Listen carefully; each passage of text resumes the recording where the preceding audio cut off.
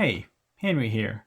And this time on Page Files, I'm taking a look at Patch Magazine issue number 45 from July of 2025. I covered the previous issue of the magazine, so this video will not be as in-depth as that one was. And while I don't necessarily plan to cover every issue of the magazine, this one is of special interest to me as it is their Special Wholesome Games issue. The Wholesome Direct is one of my favorite gaming shows every year, and one that I always look forward to. Unfortunately, I missed this year's show, so this issue of Patch is my opportunity to see what I missed. The cover art for this issue is Floating Islands, which was illustrated for the Wholesome Direct by Saffron Aurora. Digging right in, we have the Wholesome Direct 2025 Roundup, which is just a short kind of summary and intro to their relationship with the Wholesome Direct. Over here we have some stickers, which I did not initially realize what they were. These are for a game called Make Room, and we'll see later where they come into play. And then on the opposite page, we have the Wholesome Direct picks, where 6 of the magazine's contributors give their picks for the games from the Wholesome Direct that they wanted to highlight, and a short summary or quote about each of those. Then on the next page is a feature that I really love, the Wholesome Direct 2025 checklist.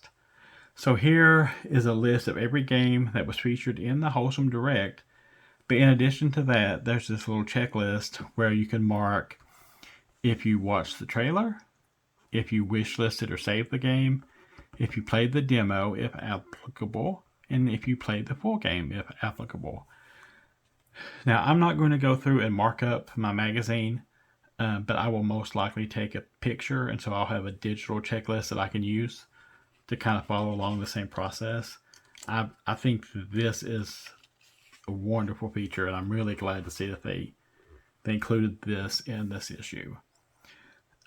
So next, we're going to start moving on to coverage of individual games that were featured. So the first is actually 2 games.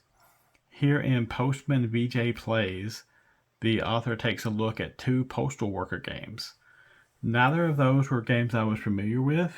Letters to Arala and My Fate, if I'm pronouncing either of those correctly, and I'm probably not. And I really don't know anything about them, so I will be reading this article most certainly. And then the next game is Sheep Herds, and this one is a co-op puzzle game where you and your friends play as sheepdogs working together to guide a flock to the shearing pen. Now, I'm not much on co-op games, to be honest. Typically prefer single player experiences, so I'm not sure that this is one that I will be interested in, but I'm betting that a lot of people will be. The next game being covered is Linked, Banner of the Spark, and this is a life sim / roguelite hybrid from developer FuzzyBot. I think that's an interesting combination, and I did read a little about the game, and it does seem like it could be something worth checking out. It's not a combination that I've played before, so for that reason, I think it certainly could be interesting. The next game that's covered is the Gecko Gods, and this is a preview. This is a game that I remember being covered in previous Wholesome Directs. So it talks a little about the demo and what was included there. And I get the impression that a little more footage was available. I do remember thinking that this is a game that I would be interested in. It's an exploration adventure game. So I'm interested in seeing what the author thought of the preview and the demo, and I may have to check that one out myself. The next game, and this is where those stickers from earlier comes into play, is Make Room, which is described as a cozy sandbox builder. And then over here is this empty room, which I gather represents the sort of interface that you would have in the game.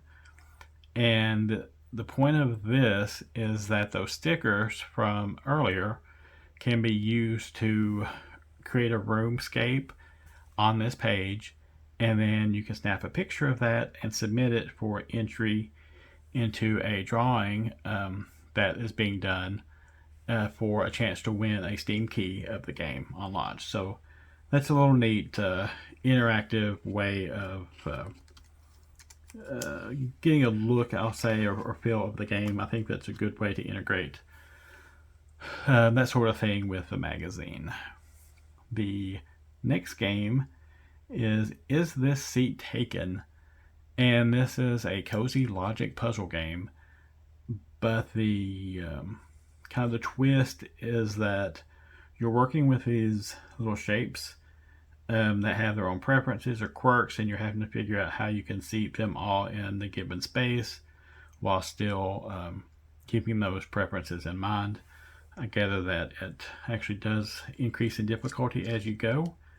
It sounds like it could be a fun little puzzler, one that's on the cozy side of things. The next article is actually covering multiple games. Serenity in the Outdoors, and it covers 6 games from the Wholesome Direct that are all about being in nature in one way or the other. I am not familiar with any of these, but I will certainly be sharing this with my partner. I'm certain that she'll find one or more games from this selection that she's interested in.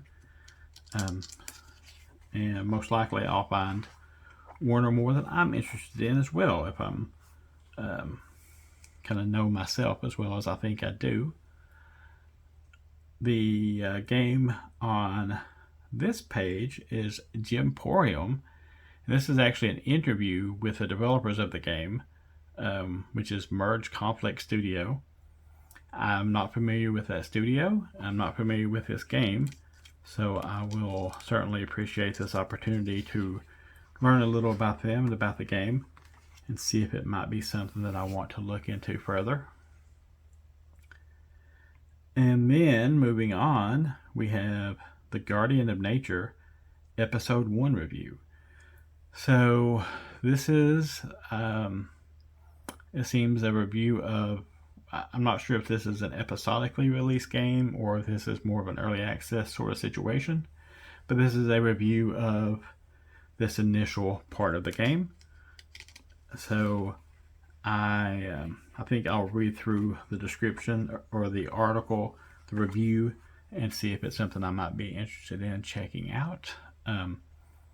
Again, it's not one that I'm familiar with, which is always it's always something I like seeing, or things that I don't know, because I like learning about new games. Over here, this doesn't really cover a game. The Wholesome Petting Zoo is an article about some of the most popular animals in indie gaming today, and then it gives examples of games in which the various animals can be found. So the only game that I'm familiar with from this entire selection is Little Kitty Big City, which I did enjoy. I think I've also heard of Gato Roboto, and I have heard of Night in the Woods. I just haven't played it. So there are several there that sound, just based on the name alone and the fact that they heavily feature animals, that I think I would be interested in at least taking a look at. So I'll go through that in more detail at some point. This next game is one that I had not heard of, but I think I'm interested in. The Great Coffee Caper, and it's described as a cutesy detective game that combines RPG elements and bullet hell inspired combat. So I'm not really a bullet hell person, but the first part of that sounds very interesting to me. So I think I would like to watch a trailer, certainly read this article, maybe check out a demo and see how heavily the bullet hell aspects come into play, because if they're minor, I think I would be interested in playing it for the cutesy detective RPG part of that description. So it's kind of a wait and see for me. Up next is something that I've mentioned before I really like about this magazine, and that's that the articles aren't limited to reviews or previews or things, interviews or things of that nature. Here we have a recipe. So this is a donut recipe inspired by the upcoming game Shiba Sweet, which is a baking management sim.